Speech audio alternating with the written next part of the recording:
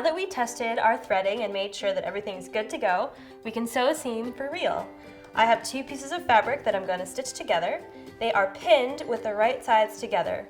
You want to pin your fabrics as you sew them because it helps keep them in place and prevents them from wiggling around. I'm going to stay on my regular straight stitch that I used for the test seam. So again, that's stitch 0, 0, and I'm just going to use the default length and width settings.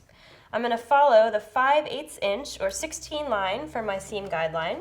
So that means I'm going to put my fabric under the presser foot and line the right edge up with that guideline, and I want the top edge to be pretty much right under where the needle is.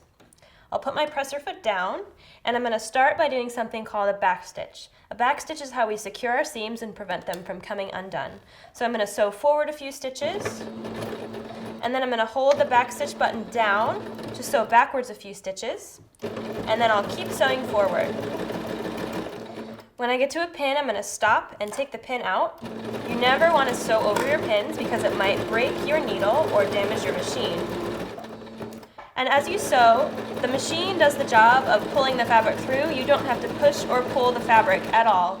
It's just your job to gently guide it as it goes through. At the end, I'll do another back stitch, so I'll hold my button down, go backwards a few stitches, and then forwards.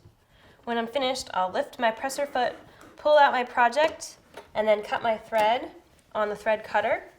And there is my beautifully sewn seam.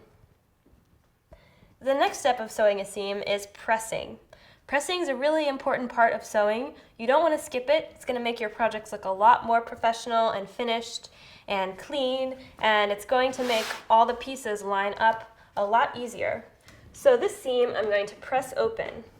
That means I'm going to take the 2 sides of the seam allowance, separate them, and press them to either side. And it's going to make everything look nice and crisp and finished.